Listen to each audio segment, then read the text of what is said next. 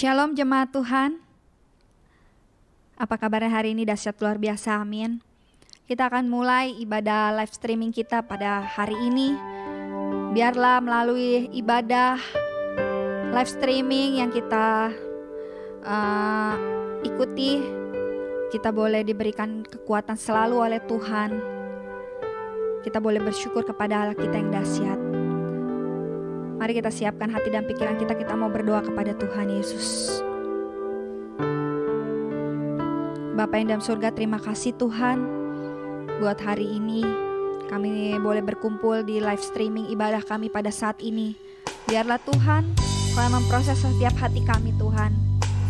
Berkat-Mu Tuhan boleh nyata, mujizat-Mu Tuhan boleh dinyatakan Tuhan bagi kami yang sakit, boleh disembuhkan ya Bapa. Terima kasih Tuhan, kami alaskan ibadah kami dari awal pertengahannya sampai pada akhirnya. Biar Roh-Mu boleh bekerja Tuhan, Roh-Mu Tuhan boleh ada di tengah-tengah kami saat ini ya Bapa. Hanya dalam nama Tuhan Yesus kami sudah berdoa dan mengucap syukur. Haleluya Yesus, haleluya. Mari jemaat Tuhan naikkan pujian ini. Katakan, banyak yang Kau perbuat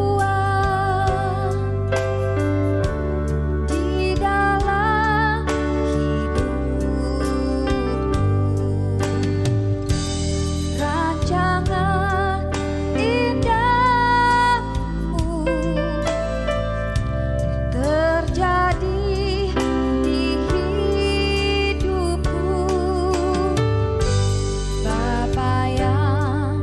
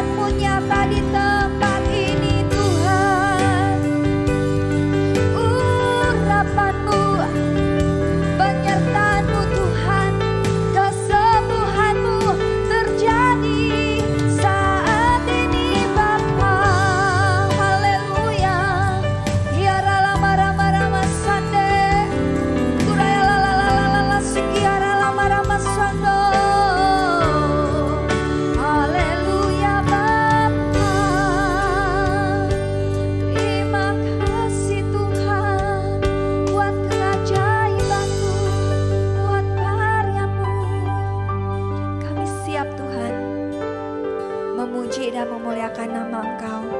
Mari kita semua orang yang percaya sama-sama katakan, amin. Ya, mari Bapak Ibu kita siapkan hati kita mau berdoa syafaat, kita tundukkan kepala kita berdoa bersama-sama. Oh, rapasikiara lapatakaya lapasikiara lapara. Korea rapatakaya lapasikiara lapara. Bapak, kami berterima kasih buat segala penyertaan dan lawatan-Mu. Kami sehati berdoa buat gembala pembina kami, Bapak Pendeta Insinyur Niko dan keluarga. Berikan kesehatan dan kekuatan-Mu, serta pengurapan-Mu dan juga keempat wakilnya berikan kesehatan. Kami berdoa juga untuk Ketua Rayon dan Cabang Khusus, kiranya kesehatan, kekuatan dan tuntunan-Mu selalu menyertai. Kami juga menyerahkan khususnya buat Gembala CK2, Ibu Pendeta Lydia beserta wakilnya, beserta semua gembala dan jemaat di CK2. Kiranya Engkau senantiasa mengurapi dan memakai dengan luar biasa. Kami juga berdoa buat gembala kami, Bapak Pendeta Immanuel Setopo dan Ibu Helen serta anaknya Andi dan Debbie serta cucunya Abigail. Tuhan pakai menjadi teladan dan berkat buat kami seraya banyak orang. Kami juga berdoa buat wakil gembala kami, Bapak Wisnu beserta istri beserta anaknya Adit. Tuhan lindungi dan Tuhan sertai apapun yang dikerjakan, Tuhan berkati. Kami juga berdoa untuk bangsa dan negara Indonesia. Kami nyatakan damailah Indonesiaku, virus corona diamlah, ekonomi bangkit. Dan kami juga berdoa khususnya buat presiden kami, kiranya Tuhan berikan hikmat dan pengetahuan dari Bapa untuk dapat memimpin bangsa ini dengan bijaksana. Juga wakil presiden dan para menteri-menteri DPR, MPR, TNI, Polri, kehakiman dan kejaksaan, Bapa berikan semua bekerja dengan sehati. Kami juga berdoa buat GBI, buat COG, buat ORU, dan berdoa buat WIE. Bapa, pakai lembaga-lembaga ini menjadi saluran berkat dan alat-Mu untuk memenangkan jiwa. Kami percaya Pentakosta ketiga dimulai dari Indonesia sampai ke bangsa-bangsa, dari timur ke barat dan akan kembali ke Yerusalem. Kami berdoa untuk generasi Yeremia. Biarkan mereka Tuhan dengan segenap hati, cinta mati-matian kepada Tuhan, yang hidup dalam kekudusan serta berjalan sesuai dengan kebenaran firman Tuhan. Kami juga menyerahkan jemaat-Mu di GBI Home. Tuhan sembuhkan yang sakit, kuatkan yang lemah, hibur yang susah. Setiap masalah Tuhan beri jalan keluar. Berikan setiap jemaat terus hidup dengan mata tertuju pada Tuhan, sehingga siap menyambut kedatangan Tuhan Yesus. Maranatha, datanglah Tuhan. Kami berdoa Tuhan, kami serahkan semua ke dalam tangan-Mu, hanya di dalam nama Tuhan Yesus Kristus. Haleluya. Amin.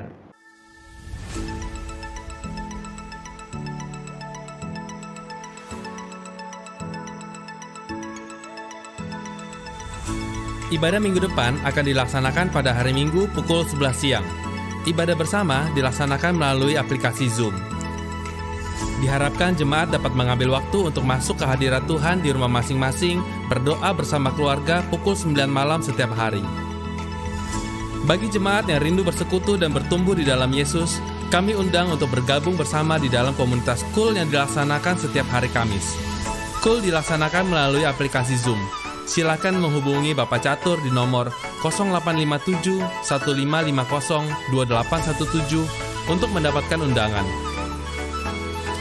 Persembahan dapat disalurkan melalui rekening berikut. Persembahan umum dan perpuluhan BCA 07376 07376 atas nama GBI Palem Galaksi. Persembahan misi dan diakonia BCA 073 073 6789 atas nama GBI Palem Galaksi. Pembangunan Rumah Tuhan BCA 07305 07305 atas nama GBI Palem Galaksi. Sebelum kita memberi, terlebih dahulu kita berdoa. Tuhan Yesus, terima kasih Engkau telah memberkati kami sampai saat ini. Dan tiba waktunya kami menyerahkan persembahan ini ke dalam tangan-Mu. Di dalam nama Yesus, haleluya, amin. Kami GBI Home mengucapkan terima kasih bagi Bapak Ibu yang sudah mentransfer persembahan ke rekening GBI Home. Tuhan memberkati saudara dengan berlimpah-limpah. Demikian pengumuman yang dapat kami sampaikan. Tuhan Yesus memberkati.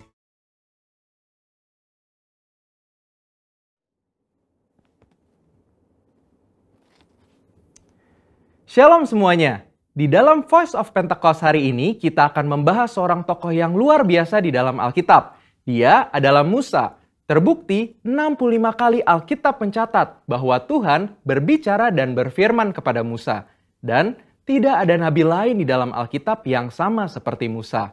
Nah, bukankah sebagai seorang percaya kita rindu untuk terus intim dan dapat bercakap-cakap dengan Tuhan? Karena itu, mari kita sama-sama mempelajari beberapa kualitas dari seorang nabi yang sangat menginspirasi dari zaman ke zaman secara singkat. Yang pertama, Musa memilih hidup dalam kebenaran. Dalam Ibrani 11 ayat 24-26 dijelaskan, karena iman, maka Musa setelah dewasa menolak disebut anak putri Firaun. Karena ia lebih suka menderita sengsara dengan umat Allah daripada untuk sementara menikmati kesenangan dari dosa.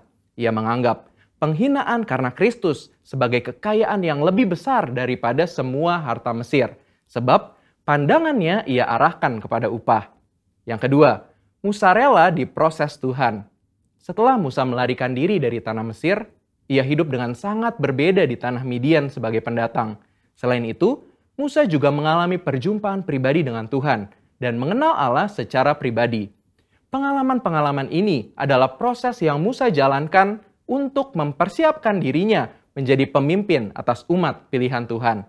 Musa meresponi perintah Tuhan untuk membawa dan mengajar bangsa Israel hidup dalam destiny yang sudah Tuhan tetapkan, yaitu menjadi bangsa yang sulung, yang akan beribadah kepada Tuhan dan yang akan melahirkan juru selamat. Musa sadar bahwa kehidupan dan apapun yang ia miliki adalah untuk menghidupi panggilannya. Yang ketiga, Musa taat penuh kepada Tuhan. Ketaatan adalah suatu ciri khas kepemimpinan dan gaya hidup dari Musa. Saat ia menerima perintah atau firman dari Tuhan, ia akan sampaikan kepada banyak orang. Dan setelah itu, ia pastikan agar perintah itu dilakukan dengan baik. Dalam berbagai kesempatan, Musa hanya mau mengambil tindakan jika memang Tuhan perintahkan demikian. Ini adalah suatu sikap penundukan diri yang luar biasa kepada Tuhan. Musa selalu menempatkan Tuhan sebagai pemimpin utama atas bangsa Israel, dan ia sebagai hambanya. Yang keempat, Musa selalu ingin adanya penyertaan Tuhan. Ketika bangsa Israel melakukan penyembahan kepada patung lembu emas, Tuhan memutuskan bahwa ia tidak akan berjalan bersama bangsa Israel ke tanah perjanjian, tetapi malaikat yang akan menuntun mereka. Apa reaksi Musa? Dia menolak untuk dituntun oleh malaikat, tetapi hanya mau dituntun oleh Tuhan. Musa bahkan menolak untuk disuruh berangkat dari padang gurun Sinai ke tanah perjanjian jika bukan Tuhan sendiri yang memimpin dia dan bangsa Israel. Musa menunjukkan bahwa bagi dia, penyertaan Tuhan adalah segala-galanya. Yang kelima, Musa mengejar hadirat Tuhan sekalipun ada resiko. Musa pernah meminta untuk melihat Tuhan di dalam kemuliaannya. Pada zaman itu, permintaan ini sangat beresiko, karena siapapun yang melihat Tuhan beresiko mati, karena karya salib Kristus belum terjadi. Pendeta Tommy Tenney dalam buku God Chaser menuliskan, bahwa jika kita ingin benar-benar melihat Tuhan, kita harus siap mati. Mati atas keinginan duniawi, mati atas hasrat dosa, dan hidup bagi Kristus. Yang keenam, Musa bersyafaat bagi bangsanya. Salah satu tindakan Musa ketika Tuhan begitu marah kepada bangsa Israel yang melakukan dosa adalah dia bersyafaat bagi bangsa Israel. Bersyafaat artinya berdiri di hadapan Allah, memohonkan doa secara sungguh-sungguh bagi orang-orang tertentu. Tindakan syafaat Musa akhirnya membuat Tuhan mengubah keputusannya. Kita sebagai umat percaya perlu bersyafaat bagi bangsa kita. Yang ketujuh, Musa memiliki hati yang lembut. Bilangan 12 ayat 3 menuliskan bahwa Musa memiliki hati yang sangat lembut. Sekalipun waktu itu Miriam dan Harun mengatai Musa, tetapi dia memilih diam. Sehingga tidaklah mengherankan jika Tuhan begitu membelanya. Dan pembelaan yang sama Tuhan pasti berikan kepada setiap kita yang mau memiliki hati yang lembut. Yang kedelapan, Musa mengimpartasi apa yang dia terima dari Tuhan. Musa meneruskan apa yang ia terima dari Tuhan kepada orang-orang yang ada di bawahnya. Musa mengajari Yosua semua hal yang telah ia terima dari Tuhan, termasuk mengimpartasikan kepenuhan roh untuk mempersiapkan Yosua menjadi penerusnya. Jadi, kita sudah mendengar kualitas Musa yang patut kita contoh. Kita percaya, saat kita melakukan apa yang Musa lakukan, maka kita pun akan menerima berkat yang sama.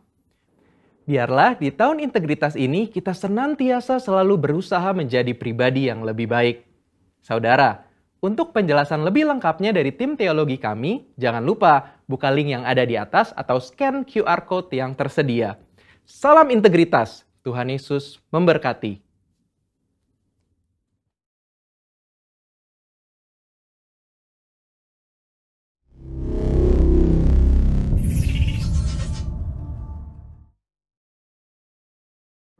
Siap memuji nama Tuhan Bapak Ibu semuanya yang di rumah, semangat, amin.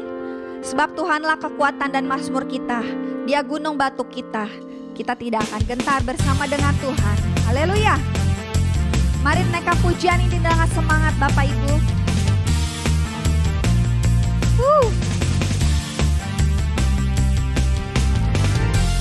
Tuhanlah kekuatan dan mazmurku. Dia gunung batu dan keselamatanku. Hanya padamu hatiku percaya. Kaulah menara dan kota perlindungan. Ku mau selalu bersyukur sebab cintamu padaku takkan pernah berubah. Hatiku percaya walau bumi bergoncang, gunung-gunung beranjak, namun kasih setiamu tak pergi dariku. Haleluya.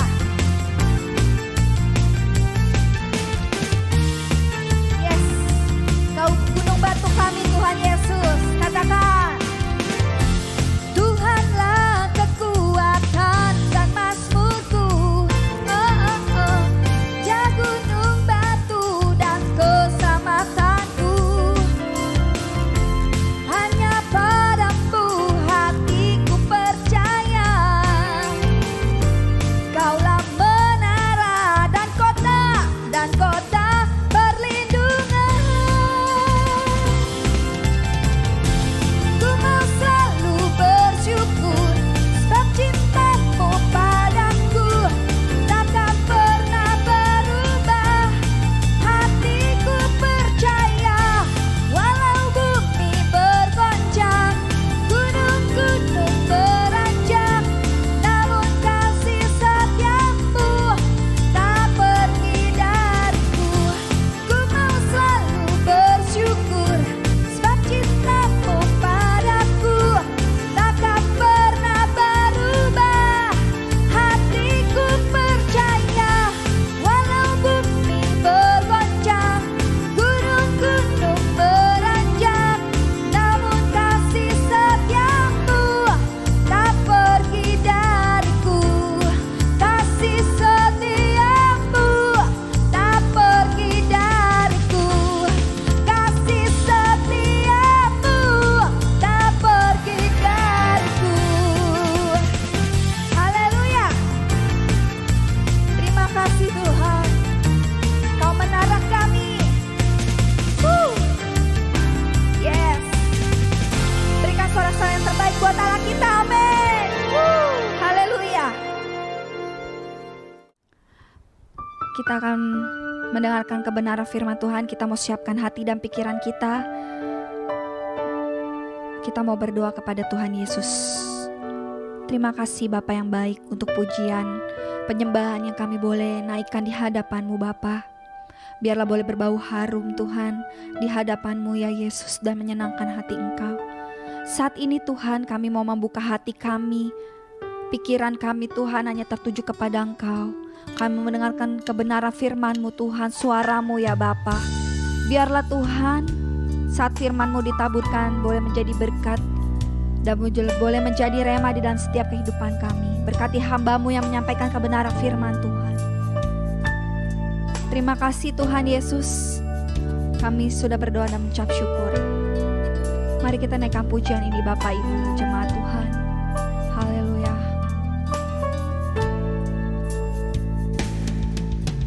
Firman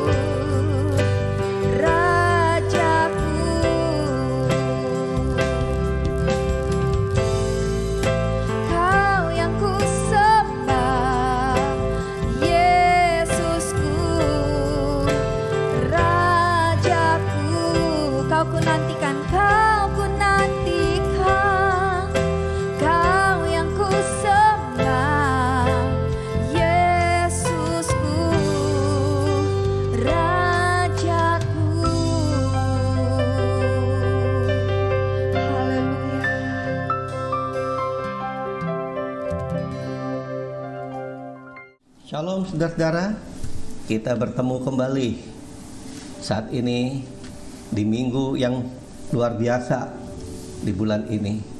Kita mengucap syukur saudara, Tuhan mengajarkan kita untuk menghadapi masa sukar. Kenapa? 2 Timotius pasal 3 ayat 1a katakan, ketahuilah pada masa sekarang ini hari-hari terakhir akan datang masa yang sukar. Jadi dia katakan ketahuilah pada hari-hari terakhir itu akan datang masa-masa yang sukar.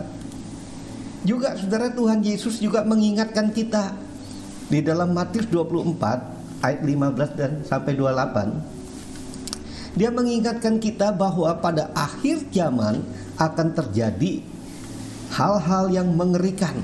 Artinya Tuhan Yesus telah memberitahukan kita bahwa pergumulan hidup itu pasti terjadi. Namun semua menjadi pilihan kita. Kita mau bergantung sepenuhnya kepada Tuhan Yesus, atau kita bergantung kepada sesuatu, kepada orang lain, atau kita bergantung pada kekuatan kita sendiri. Efesus pasal 6 ayat 10 Paulus katakan gini, akhirnya hendaklah kamu kuat di dalam Tuhan, di dalam kekuatan kuasanya. Paulus menganjurkan kita supaya kita mengambil dan hidup di dalam kekuatan di dalam Tuhan, bukan di luar Tuhan, bergantung sama Tuhan. Bagi Tuhan, saudara, tidak ada jalan tertutup dalam hidup kita. Jika kita percaya kepadanya, maka semua akan terjadi. Mujizat akan terjadi, tanda ajaib akan terjadi. Saya percaya saudara, di masa-masa pandemi ini banyak saudara mengalami mujizat Tuhan. Yang tidak mungkin menjadi mungkin, yang tidak ada menjadi ada, bahkan tidak masuk akal saudara. Tuhan menjadikan semua itu masuk akal saudara, sehingga terpukau dan berkata, wow.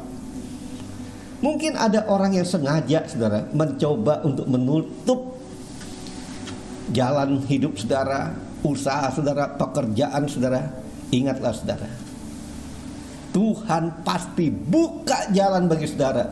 1000 jalan tertutup, saya mau katakan Tuhan punya 1001 jalan, bahkan 1.000.000 jalan terbuka bagimu, jika kita sungguh-sungguh mengasihi akan Tuhan. Ada hal yang dapat kita perbuat. Alkitab mengajarkan kita untuk menghadapi di masa sukar ini. Yakobus pasal 5 ayat 16b katakan gini, doa orang benar dengan yakin didoakan, besar kuasanya. Jadi kalau doa orang benar itu berdoa dengan yakin, maka kuasanya itu luar biasa. Artinya apa? Kita harus berdoa dengan satu keyakinan dan sungguh-sungguh bahwa apa yang kita doakan itu pasti dijawab Tuhan.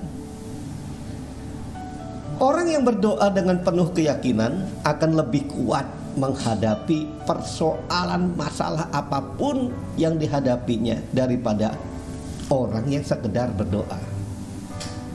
Namun saudara, doa yang bagaimana yang Tuhan inginkan, yang menunjukkan bahwa kita itu bisa di dalam sepenuhnya sebagai manusia, kita itu mempunyai satu doa yang benar itu. Roma 8 ayat 26 katakan, demikian juga Roh membantu kita dalam kelemahan kita, sebab kita tidak tahu bagaimana sebenarnya kita harus berdoa, tapi Roh sendiri berdoa untuk kita kepada Allah dalam keluhan-keluhan yang tidak terucapkan, dengan keluhan-keluhan yang tidak terucapkan. Artinya saudara, kita sebagai manusia ini kadang-kadang nggak tahu lagi apa yang harus kita doakan. Persoalan menghimpit kita, ya, keluarga menghimpit kita, masalah menghimpit kita, bagaikan tragedi yang luar biasa menghimpit kita, sehingga kita nggak tahu mau berdoa gimana lagi Tuhan. Tapi di dalam ayat firman Tuhan ini, Roh Kudus akan membantu kita untuk berdoa dengan keluhan-keluhan yang tidak terucapkan. Artinya yang tersembunyi dari kita, Roh Kudus itu memberi kita sesuatu doa melalui kita. Jadi saudara, Roh Kudus sendiri dia mau berdoa melalui kita. Bagian kita apa? Bagian kita mengucapkan. Tapi bagian Roh Kudus itu menginspirasikan doa melalui hidup kita. Jadi apa bagian kita? Kita harus memperbanyak untuk berbicara bahasa roh. Kenapa? Saudara, alasannya satu. Supaya saudara dan saya menerima kemampuan dari Tuhan ini, kita mampu untuk membuat iblis itu frustasi. Kenapa frustasi? Karena yang pertama, 1 Korintus pasal 14 ayat 2, Paulus itu katakan, siapa yang berkata-kata dengan bahasa roh, ia tidak berkata kepada manusia, tetapi kepada Allah. Sebab tidak ada seorang pun yang mengerti bahasanya. Oleh roh ia mengucapkan hal-hal yang rahasia. Saudara, artinya ketika kita berbicara bahasa roh, kita itu bukan berbicara kepada manusia, tapi kita berbicara langsung ke Tuhan. Tuhan itu mendengar doa kita, dan dia membuat dalam semua itu. Ketika kita berdoa dalam bahasa roh itu, maka kita tidak lagi saudara berkata kepada orang, peduli amat orang mau apa, tapi kita ngomong sama Tuhan. Karena tidak ada seorang pun yang ngerti bahasanya, hanya Roh Kudus yang ngerti. Maka Roh Kudus itu saudara melalui hidup kita, kita mengucapkan kata-kata hal-hal yang rahasia. Iblis itu saudara, dia nggak tahu apa yang kita doakan. Jadi doa yang iblis itu nggak ngerti saudara, itu bahasa roh. Suatu kali kita melayani di dalam saudara, melayani orang yang dirasuk setan. Kita berdoa ketika itu dengan bahasa roh. Lalu orang yang dirasuk setan itu berkata, dan dia teriak, diam. Apa sih yang lu ngomong? Saudara, artinya iblis itu nggak ngerti apa yang kita katakan. Apa artinya? Dia tahu kita berbicara, tapi dia nggak ngerti apa artinya. Karena bahasa roh itu, Roh Kudus sendiri yang telah saudara memberi kita kata-kata untuk berbicara. Kita hanya mengucapkan, tapi Roh Kudus itu membantu kita. Maka doa kita saudara tidak bisa dihalangi oleh iblis. Inilah doa yang berkenan di hati Tuhan. Yang kedua saudara, ketika kita berbicara bahasa roh, kita membangun diri kita sendiri. 1 Korintus pasal 14 ayat 4a, Paulus itu katakan gini, siapa yang berkata-kata dengan bahasa roh, ia membangun dirinya sendiri. Jadi membangun imannya sendiri, bukan membangun iman orang lain. Membangun itu artinya mendirikan satu struktur di atas dasar daripada Tuhan sendiri. Yudas pasal 1 ayat 20 mengatakan gini, saudara-saudaraku yang kekasih, bangunlah dirimu sendiri atas dasar imanmu yang paling suci, dan berdoalah dalam Roh Kudus. Iman yang paling suci, dan berdoalah dalam Roh Kudus. Jadi kalau kita mau membangun dasar iman kita yang suci, kita harus banyak berdoa dengan Roh Kudus. Jadi berbicara dengan bahasa roh itu dapat memperkuat iman kita, membangun pertahanan kita menghadapi setiap persoalan, masalah yang kita hadapi. Pertahanan yang terbaik untuk saudara segala sakit penyakit, untuk imun dalam tubuh kita, saudara, untuk meningkatkan imun dalam tubuh kita, ada satu penyelidikan saudara, bahwa ketika kita berdoa dengan bahasa roh, maka kekebalan tubuh kita itu meningkat saudara. Secara alami itu telah dirancang Tuhan di dalam hidup kita. Karena roh yang ada di dalam kita itu menggerakkan kita untuk berdoa, maka dia membantu kita melawan bakteri, virus yang akan masuk ke dalam tubuh kita. Jadi kalau saudara mau mendapat banyak kekebalan tubuh, mulailah saudara untuk berbicara bahasa roh. Jadi jika kita berdoa dengan bahasa roh, maka kita sedang membangun kemampuan kita untuk melawan dosa, keputusasaan, dan atas setiap masalah persoalan yang sedang kita hadapi, sakit penyakit apapun yang kita hadapi. Namun ini harus dijaga agar tetap kuat dan semangat dalam Tuhan. Gimana kita menjaganya? Maka kita harus mengisinya dengan makanan yang sehat. Makanan rohani yang sehat itu adalah firman Tuhan. Efesus 6 ayat 18 katakan, dalam segala doa dan permohonan berdoalah setiap waktu di dalam roh. Setiap waktu. Artinya setiap waktu itu, waktu kita masak, waktu kita mandi, waktu kita saudara bekerja, apapun yang kita lakukan, kita bisa berbahasa roh. Walaupun gak keluar dari mulut kita, kita bisa berdoa dalam hati kita. Dan dikatakan berjaga-jagalah di dalam doamu itu dengan permohonan yang tak putus-putusnya untuk segala orang kudus. Jika firman Tuhan katakan berdoa dalam Roh Kudus itu sangat berguna bagi kehidupan kita, maka saudara, berdoa dalam roh itu pastilah banyak manfaatnya bagi kita.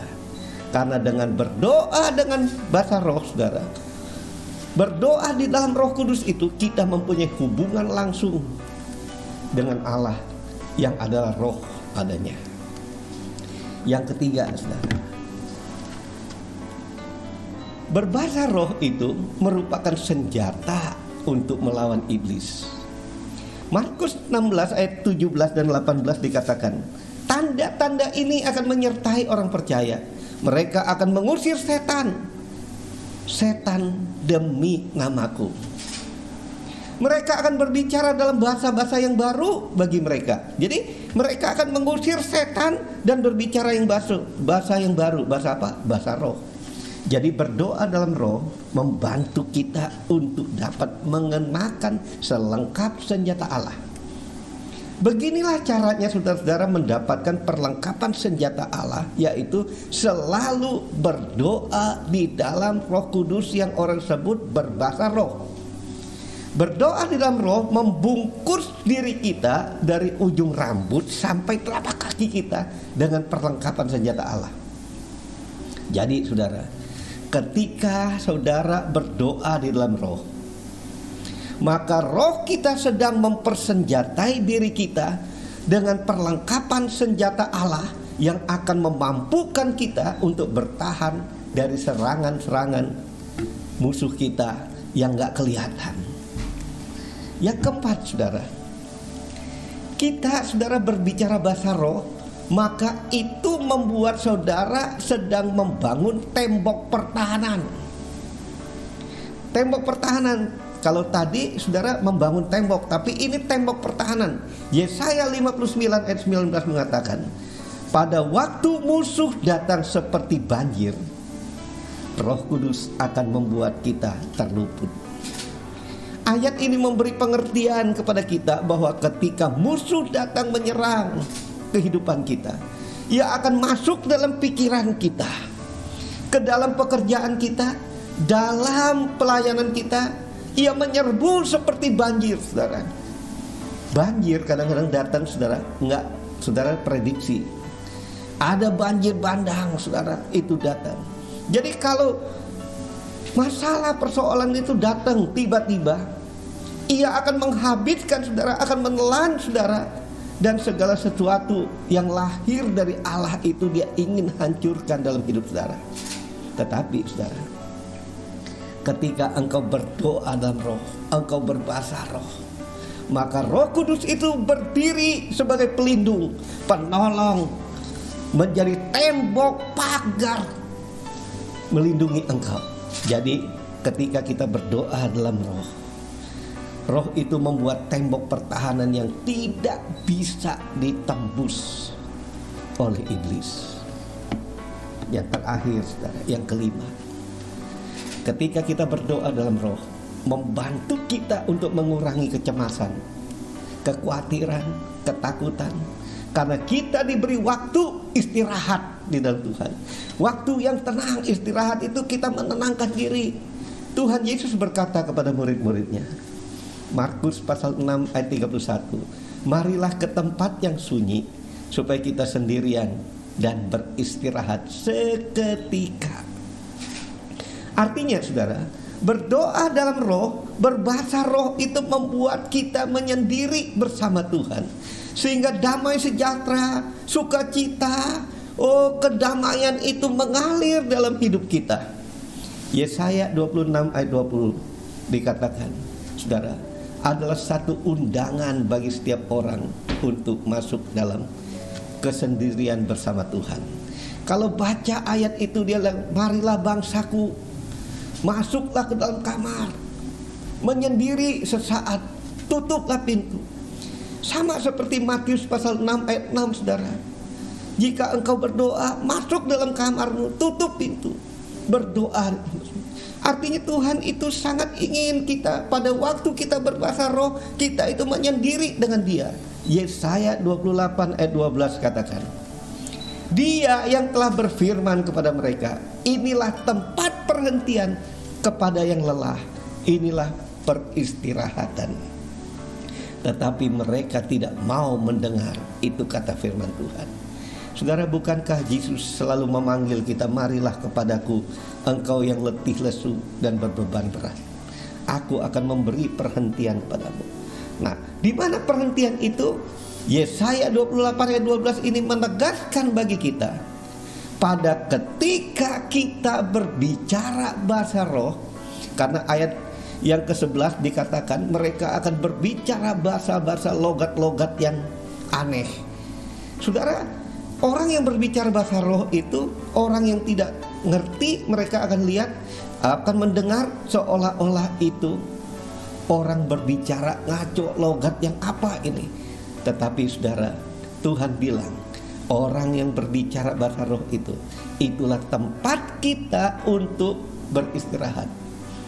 Kalau saudara mau, saudara udah lelah dengan hidup ini, lelah dengan masalah saudara, panggilan Tuhan bagi saudara untuk apa? Untuk masuk di dalam saat perhentian. Banyak gunakan bahasa roh. Namun kenyataannya saudara, banyak orang Kristen tidak menggunakan bahasa roh dalam hidupnya sehari-hari. Itu sebabnya saudara, roh mereka menjadi lelah, mereka menjadi tawar hati, menjadi suam-suam, dan tidak bersemangat ikut Tuhan. Pertanyaannya sekarang, adakah hidupmu saat ini rasanya beban berat? Adakah hidupmu merasa saat ini lelah, merasa tidak bergairah, rasa tidak bersemangat untuk cari Tuhan, rasanya berat sekali hidup saudara? Saudara, saya mau katakan, di dalam 1 Korintus pasal yang ke-6 ayat 19 dan 20, Paulus katakan, tidakkah engkau tahu bahwa tubuhmu itu adalah bait roh Allah? Jadi tubuh kita adalah bait roh Allah, tempat roh Allah itu tinggal. Oleh sebab itu kita bukan milik kita sendiri lagi, sebab kita telah dibeli, harganya telah lunas dibayar. Karena itu mari saudara, muliakanlah Allah dengan tubuhmu. Roh Kudus membantu kita untuk setiap masalah dengan berdoa melalui kita. Roh Kudus, saudara, membantu kita untuk berdoa melalui kita. Jadi berdoa dalam Roh Kudus, berdoa dengan bahasa roh adalah cara Tuhan untuk membantu kita. Saudara mau dibantu? Cara Tuhan untuk membantu saudara keluar dari masalah saudara, yaitu saudara bersedia untuk berbicara bahasa roh. Dia membantu saudara dengan berdoa melalui saudara. Saudara yang mengucapkan. Tapi kalau saudara nggak mau mengucapkan, bagaimana Tuhan membantu saudara untuk mengatasi semua kelemahan saudara? Bagaimana saudara dapat menyelesaikan semua itu? Nah, saudara, oleh sebabnya cara Tuhan untuk membantu kita mengatasi semua kelemahan, persoalan hidup kita, keperluan kita, Dia berdoa. Dia mengajar kita berdoa, bagaimana berdoa, dan apa yang harus kita doakan, dengan apa? Itu namanya berdoa berbahasa roh. Oleh sebab itu, bagian kita saudara, hanya membuka mulut kita. Roh Kudus itu yang berdoa melalui kita, dan kita mulai berdoa saudara dalam bahasa roh. Maka tubuh, jiwa, dan roh kita, pada ketika kita berbahasa roh, Tuhan mulai memulihkan saudara. roh, jiwa, tubuh kita, keadaan kita, persoalan kita diperbaiki. Dari mana? Dari dalam kita ini diperbaiki, sehingga bagian luar kita itu disempurnakan. Walau tidak terjadi dalam semalam, saudara, tetapi orang yang bertekun dan bertahan sampai akhir, saya percaya mereka akan mengalami seperti Mazmur 141 ayat 3 mengatakan, awasilah mulutku ya Tuhan, dan berjagalah pada bibirku. Artinya saudara, jangan biarkan iblis menutup pintu. Pintu apa? Pintu berkat-Mu melalui bibirmu. Jangan biarkan itu. Menutupnya gimana? Sehingga saudara, Roh Kudus mau berdoa melalui saudara, tertutup mulut saudara, sehingga berkat itu tertutup dalam hidup saudara. Demikianlah iblis ingin untuk menutup berkat-Mu. Tapi saudara, dengan berdoa dengan bahasa lidah, saudara menyembah Tuhan dengan bahasa roh, maka setiap persoalan, masalah yang tertutup oleh iblis, maka semua akan dibongkar dan dibukakan oleh Tuhan. Dan semua rancangan jelek dari iblis itu akan berbalik kepada saudara menjadi rancangan yang indah, yang luar biasa, dan saudara menikmati berkat kelimpahan daripada Tuhan. Oleh sebab itu saudara kekasih, apabila engkau mempersilahkan Roh Kudus untuk menggunakan mulutmu untuk berdoa menurut caranya. Caranya apa? Saudara mengucapkan berbahasa roh. Bagaimana mungkin saudara, Tuhan tidak akan penuhi segala kebutuhan kita dan keperluan kita yang kita butuhkan jika kita menurut Dia, kita memberi kesempatan Dia. Dia berdoa, Dia ingin berdoa melalui kita, dan kita mulai untuk mendoakan seperti yang Dia inginkan. Maka saudara, saya percaya kita akan mengalami semua. Oleh sebab itu, mari dengan penjelasan firman Tuhan ini, saya mengajak jemaat, ayo kita banyak berbicara bahasa roh. Terus saudara, walaupun kita tidak mengerti, tapi Bapa di sorga ngerti apa yang kita doakan. Apa yang kita doakan itu adalah keluhan-keluhan yang terdalam dari hati kita, dan Bapa di sorga tahu. Maka engkau dan saya, ketika kita menuruti apa yang dijanjikan Tuhan ini, maka semua persoalan kita dijanjikan. Kita diberi kelegaan, diberikan kemampuan, sehingga orang yang lelah dia bilang, datanglah, ayo istirahat. Istirahat di mana? Di dalam berbicara bahasa roh. Biarlah firman Tuhan ini memenuhi hidup saudara. Bukan hanya saudara dengarkan, tapi marilah kita melakukannya. Dan ayo kita angkat kedua tangan kita. Saudara yang di rumah dimanapun mendengarkan ini, angkat dua tangan kita. Mari kita menyembah Tuhan. Oh rala nama syata karala nama syekirala nama karan. Oh rala nama syata karala nama syata karan. Aktifkan rohmu saudara. Aktifkan. Roh Kudus mau berbicara melalui mulutmu. Silahkan saudara tinggal buka. Oh ralada bala bala bakarala nama syanda karala. Dia memberikan ketenangan, istirahat bagimu. Mari sembah Dia. Makin besar persoalanmu, maka engkau perlu Dia. Dia bilang marilah, datanglah. Jangan seperti engkau menjadi orang yang enggan untuk datang, tapi mari datang. Angkat dua tanganmu, mari sembah Dia. Oh ralada basyata karala nama syata karala nama syikiran. Oh ralada basyata karala bala bala bala bala bala bakarala nama syetwetikin makarala.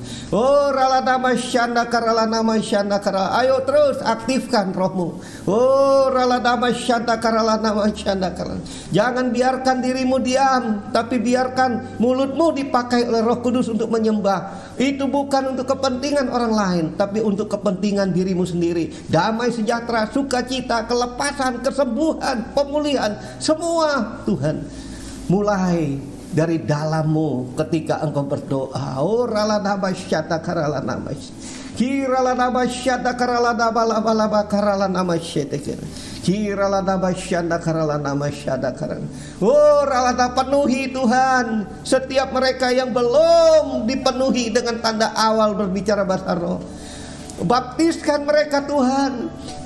Setiap mereka yang telah berbicara bahasa roh, penuhi mereka lebih lagi. Penuhi mereka Tuhan, sehingga melimpah seperti mana Engkau janjikan. Dari mulut mereka akan keluar seperti aliran-aliran air hidup.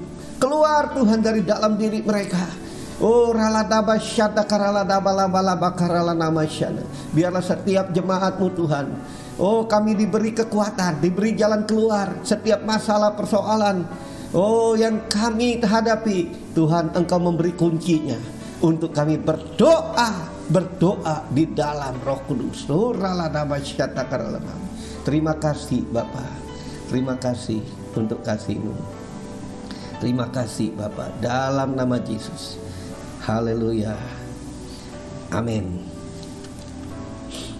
Mari saudara, kita mempersiapkan roti dan anggur. Sebelum kita mengambil roti dan anggur, mari minta Tuhan untuk kita masing-masing koreksi diri kita. Adakah sesuatu yang menghalangi berkat Tuhan dalam hidup kita? Mungkin firman Tuhan yang kita abaikan, saudara. Hari ini Dia mengajar kita untuk kita, ayo saudara, kita mulai untuk kita dapat koreksi diri kita, supaya kita makan dan minum roti dan anggur ini menggambarkan pengorbanan Kristus, tubuh dan darah Kristus ini mengalir dalam hidup kita, supaya hidup kita bukan kita makan dan kita mengalami kutuk, tapi kita diberkati. Jangan sampai kita saudara menyimpan kesalahan, menyimpan dosa. Ayo kita ampuni, minta ampun sama Tuhan. Oh rala nama syada karala nama syekirala nama, oh rala nama syada karala nama syada karala nama syada karala nama, kirala nama syada karala nama syada. Kalau saudara telah mempersiapkan roti, angkat roti di tangan kanan saudara tinggi-tinggi. Dengarkan firman Tuhan. Sebab apa yang telah kuteruskan kepadamu telah aku terima dari Tuhan, yaitu bahwa Tuhan Yesus pada malam waktu Ia diserahkan mengambil roti, dan sesudah itu Ia mengucap syukur atasnya. Ia memecah-mecahkannya dan berkata, inilah tubuhku yang diserahkan bagi kamu. Perbuatlah ini menjadi peringatan akan aku. Saudara, bukankah roti yang kita pecah-pecahkan adalah persekutuan kita dengan tubuh Kristus? Amin. Mari kita makan dalam nama Yesus.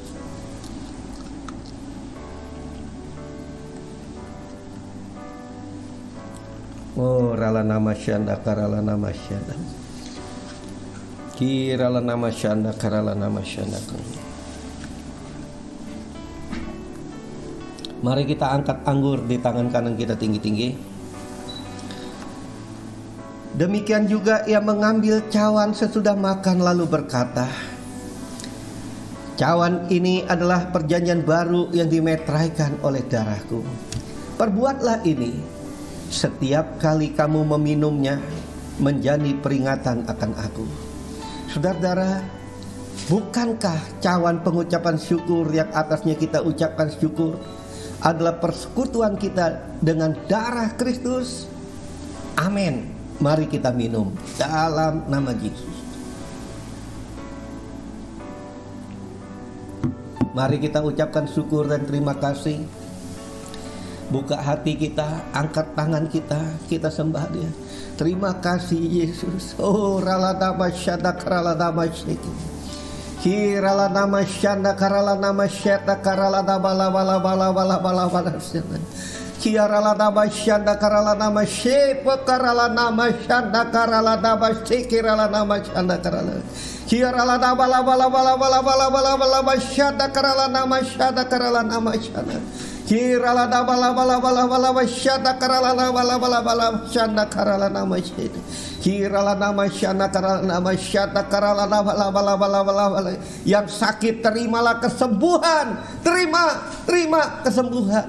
Terima kesembuhan. Setiap engkau yang mengalami masalah persoalan, terima kesembuhan. Terima kesembuhan daripada ekonomimu, keuanganmu, masalahmu, diberi jalan keluar daripada Tuhan. Engkau diberi kunci oleh Tuhan saat ini, bahwa engkau mempunyai satu kekuatan. Roh Tuhan akan berbicara melalui engkau. Engkau akan berbicara bahasa roh. Pergunakan bahasa roh itu. Terus sembah Dia.